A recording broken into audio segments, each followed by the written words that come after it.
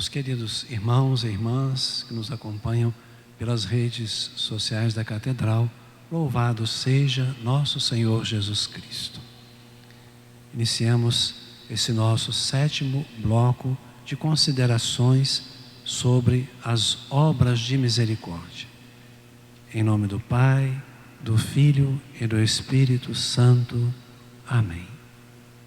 Senhor, envia aos nossos corações Teu Espírito Santo de sabedoria, de graças, de bênçãos, para que possamos refletir sobre as maravilhas das obras de misericórdia. Que nossa Mãe Maria Santíssima interceda por nós. Amém. Então, meus caríssimos irmãos e irmãs, nós, nesses 6 blocos anteriores, pudemos refletir sobre cada uma das obras de misericórdia, especialmente as obras de misericórdia espirituais. E hoje, fazendo então uma conclusão sobre este assunto, sobre as obras de misericórdia. Em primeiro lugar, devemos lembrar que as obras de misericórdia, elas não são algo assim facultativo. Eu posso fazer obras de misericórdia diante de Deus. Eu posso fazer ou não fazer. Claro, a pessoa pode até deixar, mas moralmente falando, diante de Deus, nós não podemos omitir as obras de misericórdia. Por isso, nesse 7º bloco, eu queria falar, em primeiro lugar, sobre os pecados cometidos contra as obras de misericórdia. É claro, todo pecado cometido contra a caridade fraterna é um pecado contra as obras de misericórdia. E aqui lembramos a palavra de Jesus, né? O resumo dos mandamentos está em amar a Deus sobre todas as coisas e amar ao próximo como a si mesmo. Então, se nós não amamos o próximo, nós não fazemos o bem ao próximo, estamos deixando de amar ao próximo e ao mesmo tempo, então estamos pecando, estamos transgredindo o mandamento da caridade para com o próximo. Se nós, como comentamos nas obras de misericórdia, vemos naquela parábola do bom samaritano, a imagem do próprio Jesus no bom samaritano, como dissemos, né? É aquele autorretrato de nosso Senhor Jesus Cristo. Ele é o bom samaritano. Ele, ao contar esta parábola, estava se colocando no lugar do bom samaritano, que como bom samaritano ele veio para nos socorrer de todo o mal. Então, se nós vemos ali a figura de Jesus, nós vemos numa outra parábola o anti-evangelho, o contrário do bom samaritano, o contrário desse rosto misericordioso de Jesus. Podemos dizer que essa parábola é a parábola do pobre Lázaro e do rico Epulão. O rico Epulão, aquele homem, como diz aqui Bento XVI, naquela memorável carta encíclica Spes Salvi. Na parábola do rico Epulão e do pobre Lázaro, para nossa advertência, a imagem de uma tal alma devastada pela arrogância e opulência, que criou ela mesma um fosso, um abismo entre si e o pobre. O fosso do encerramento dentro dos prazeres materiais, o fosso do esquecimento do outro, da incapacidade de amar, que se transforma agora numa sede ardente e irremediável, não é? Vocês podem conferir a parábola do pobre Lázaro em Lucas 16, 19 a 24. Lucas 16, 19 a 24. Então aquele homem, o rico, que estava lá fazendo banquetes todos os dias, riquíssimos banquetes, ele criou por si mesmo, né, um abismo entre ele e o pobre Lázaro, lá à sua porta, caído, faminto, né, os cachorros vinham lamber as suas feridas, não lhe era dado nada na mesa daquele homem.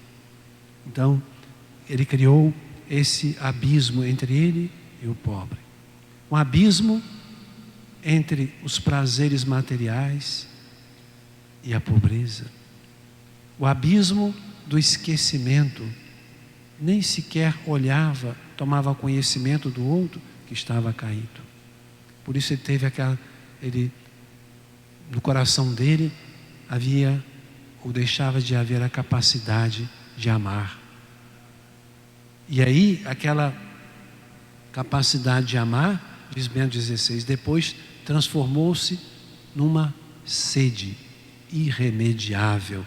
Lá no inferno, não é? Ele pedia que pudesse apenas Lázaro molhar uma gotinha d'água na sua língua. Sede irremediável, porque ele fechou o seu coração para a misericórdia, para as obras de misericórdia. Uma delas ali, dar de comer a quem tem fome. Então essa atitude de desinteresse pelo outro, que, como diz o Papa Francisco, começa logo após com o pecado original e logo após o pecado original, na atitude de Caim também, não é? Que matou o seu irmão e mostrou esse desinteresse quando Deus lhe perguntou: onde está o teu irmão? E a resposta: não sei. Sou eu porventura o guarda do meu irmão? Eu devo me interessar pelo meu irmão? Não sei. Como se dissesse assim: não sei e não quero nem saber. Ele havia matado o seu irmão. É a atitude então de desconhecimento, além da morte do irmão, não é? A maldade, a crueldade, o desinteresse. Não sei. Por isso também, diz o Papa, Deus pergunta a cada um de nós: onde está o teu irmão? Jesus dá a resposta, né, nas obras de misericórdia, no pobre, no doente. E a nossa resposta não pode ser a de Caim: não sei. Nós sabemos onde está o nosso irmão, porque a palavra nos diz. Por isso, nós não somos livres diante das obras de misericórdia, diante de Deus, não é? Moralmente. Quem quer salvar a sua alma, quem quer ir para o céu, não é livre de praticar ou não as obras de misericórdia.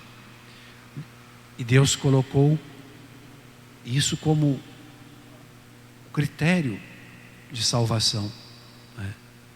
Quando Ele diz, para aqueles que não praticaram as obras de misericórdia, aquela palavra horrível, a pior de todas as palavras, uma maldição eterna: ide malditos para o fogo eterno, né? A palavra maldição, ela é tão pesada, né? Fulano foi amaldiçoado, e o fulano foi amaldiçoado pela própria mãe, pelo próprio pai, coisa horrível. E a maldição de Deus, né? Aqui nesse mundo ninguém é amaldiçoado por Deus, mas lá no dia do juízo Ele mesmo usou essa palavra tão pesada, tão forte: ide malditos para o fogo eterno. Deus nos livre desta terrível maldição de Deus. Pelo contrário, né, que Deus nos dê a bênção por termos praticado na vida muitas obras de misericórdia.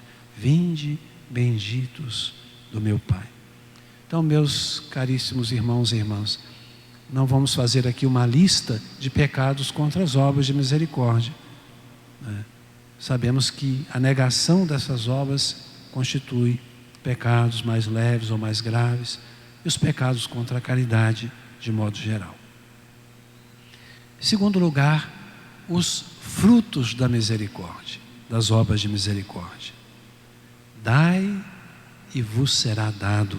Lucas 6:38. Deus quer que nós façamos as obras de misericórdia, mas Ele é generoso. Ele é generoso. Ele não somente exige, mas Ele nos dá o prêmio de poder realizar as obras de misericórdia. São Paulo, na carta aos Hebreus, diz assim: Deus não é injusto para esquecer aquilo que estás fazendo e a caridade que demonstrastes em seu nome, servindo continuamente os santos. Então Deus não é injusto para esquecer, Ele não se esquece. Lá no seu livro, podemos dizer, Ele tem um livro de contabilidade para colocar tudo de bom que nós fazemos, especialmente para com o próximo. Para com o próximo. Ele não guarda os nossos pecados quando pedimos perdão, mas as obras de misericórdia Ele guarda sempre. Nunca vai se esquecer, não é? A caridade que nós exercemos para com os santos, com os pobres. Carta aos Hebreus, capítulo 6, versículo 10. A misericórdia, então, ela atrai a bênção de Deus e atrai a própria misericórdia de Deus para conosco. Naquele episódio de Lázaro, não é? Não o Lázaro da parábola, mas o Lázaro, São Lázaro, aquele irmão de Marta e Maria. Eu penso que nós podemos ver naquele milagre, um dos maiores que Jesus realizou. Chamaram Lázaro à vida, que ele já estava morto havia 4 dias, já cheirava mal, e Jesus o traz de volta, consolando suas irmãs, trazendo-o à vida. Eu quero ver ali um gesto de retribuição do Senhor, porque aqueles irmãos tratavam com tanto carinho Jesus, acolhiam-no na sua casa, preparavam a refeição, preparavam a cama, o quarto. Jesus gostava de estar lá. Eles eram generosos para com Jesus. Então eu quero ver nesse grande milagre uma retribuição também de Jesus. E como que Jesus se sentisse devedor de Lázaro, Marta e Maria. Assim, a misericórdia atrai bênçãos e graças de Deus sobre nós. Como aquele ditado que também é da palavra de Deus, não é? Quem dá aos pobres, empresta a Deus. Um texto muito bonito de São Leão Magno diz também como as obras de misericórdia, elas têm como fruto a misericórdia de Deus e o céu. São Leão Magno, ele diz assim: com o auxílio de Deus, até os bens da terra serão transferidos para o céu. Olha que coisa bonita, né? Os bens daqui, eles podem ser transferidos para o céu. O dinheiro que Deus nos deu, as coisas que Deus nos deu, podem ser, de certa forma, transferidos para o céu. De fato, são muitos os que usam como meios de misericórdia as riquezas recebidas de outros pelo direito ou adquiridas de outro modo. Quantas vezes na vida dos santos a gente vê assim: aquele santo, ele vendeu tudo o que tinha e deu para os pobres. A herança que os pais lhe deixou, aquele santo, aquela santa, deixou tudo, deu para os pobres e foi se encerrar num convento, foi para o deserto ser um eremita. Constante isso na vida dos santos. Distribuindo para o sustento dos pobres aquilo que lhes sobra, ajuntam para si riquezas que não podem ser perdidas. São Leão Magno. O que reservam para a esmola não está sujeito a nenhuma perda.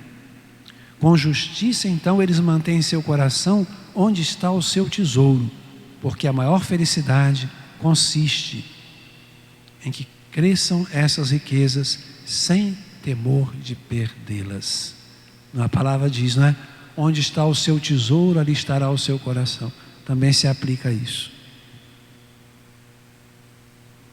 Onde está o seu coração, desculpe, ali está o seu tesouro. Nosso coração está no céu, nosso tesouro está lá. Então, quando nós ajudamos os irmãos e irmãs, estamos ajuntando um tesouro no céu. Então, prepara para nós, fruto da misericórdia, prepara para nós uma recompensa no céu. A misericórdia, as obras de misericórdia também servem para pagar os pecados, as penas devidas pelos pecados. A esmola encobre uma multidão de pecados, diz a palavra. As obras de misericórdia fazem do cristão a imagem mais perfeita de Cristo, o reflexo de Cristo, o retrato de nosso Senhor. Faz do cristão um bom samaritano.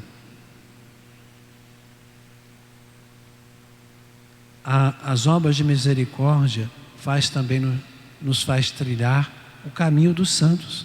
Como dissemos, né, na vida deles sempre há esse aspecto da caridade, das obras de misericórdia. Realiza também em nós, em nossas comunidades, o protótipo da comunidade cristã. Foi assim que a comunidade cristã se apresentou ao mundo lá, como é descrita nos Atos dos Apóstolos. E, finalmente, o grande fruto das obras de misericórdia faz-nos merecer a grande promessa: vinde, benditos do meu Pai. Deus promete com juramento, é uma promessa firmíssima de Deus, que não volta atrás. Vinde, benditos do meu Pai. Um dia, irmãos, tendo praticado as obras de misericórdia aqui neste mundo, nós vamos ouvir este convite de Jesus, né? Vinde, benditos do meu Pai, para o reino que vos está preparado desde a origem do mundo, o reino dos céus. Aí estão alguns frutos das obras de misericórdia. Encerrando, não podíamos deixar de olhar para aquela que é a rainha da misericórdia, Nossa Senhora, a rainha de misericórdia. No Evangelho de São Lucas, capítulo 1, versículo 39, 45, que é inclusive lido no Advento, no dia 21 de dezembro, Maria vai visitar Isabel. E por que Maria vai visitar Isabel? Para satisfazer uma curiosidade? Não. Para confirmar o que o anjo lhe havia dito? Muito menos. Maria vai para ficar 3 meses com Isabel. Isabel estava grávida. Sua gravidez era de risco pela sua idade. Certamente ela ficou ali em repouso todo aquele tempo, ou pelo menos aquele final de gravidez, num repouso absoluto. E quem foi lá para servi-la? Maria. Visitar os doentes. Estive doente e me visitastes, disse depois Jesus, não é? Certamente Jesus também tinha em mente aquela visita de Maria a Isabel. Podemos vê-la, irmãos, ali na casa de Isabel, lavando as roupas, fazendo o almoço, fazendo a comida para Zacarias e Isabel. Com quanto cuidado ela viveu ali aqueles meses, servindo Isabel. O Evangelho, portanto, relata muito pouco da vida de Nossa Senhora, mas nesse pouco estão presentes na vida de Maria, ali, as obras de misericórdia. Ela vai servir Isabel como uma boa samaritana. Maria é a boa samaritana para Isabel. Também Maria, presente ali nas bodas de Caná, quando falta o vinho, ela que que vê, ela que tem solicitude, de olhar que estava havendo um momento de tristeza para aquela família. Estava lá Maria para interceder. Junto à cruz de Jesus, estava lá Maria para levar o consolo. Sepultando o seu filho Jesus, acompanhando os apóstolos, Pentecostes, acompanhando os apóstolos também, depois nas suas caminhadas, como ela acompanhou Jesus. O Evangelho diz, né, que aquelas mulheres piedosas que acompanhavam Jesus, elas serviam Jesus e os apóstolos. Maria estava lá. Então, Nossa Senhora, este modelo perfeito da caridade, esse modelo perfeito de obras, de realização de obras de misericórdia. Podemos supor também, no pouco que sabemos da vida de José, estamos no ano de São José, né, proclamado pelo nosso querido Papa Francisco. Podemos supor também como aquele homem era caridoso. O vemos transportando o menino Jesus às pressas para ser um imigrante no Egito, um refugiado no Egito, né? Com quantas dificuldades ele deve ter encontrado, mas ele estava lá. Então, que São José, Nossa Senhora, todos os santos, como São Vicente, como Madre Teresa de Calcutá, como São Camilo, como São João Paulo II, todos esses grandes santos da caridade, nos ajudem, intercedam por nós, para que nós possamos viver plenamente as obras de misericórdia, porque elas são o centro do Evangelho de nosso Senhor Jesus Cristo. Meus queridos irmãos e irmãs, muito obrigado. Vocês nos acompanharam, vocês dirigiram mensagens, então eu quero agradecer a todos vocês, também agradecer muitíssimo ao nosso caríssimo irmão Luiz Carlos, que está fazendo a gravação, que nos acompanhou, que nos sugeriu também essas reflexões. Agradecer muito, Luiz Carlos, Deus te abençoe muito, essa missão que você está realizando aqui na Catedral. Agradecer também todos vocês que se dirigiram através dele para me cumprimentar pelo meu aniversário, quando fiquei mais velho, né?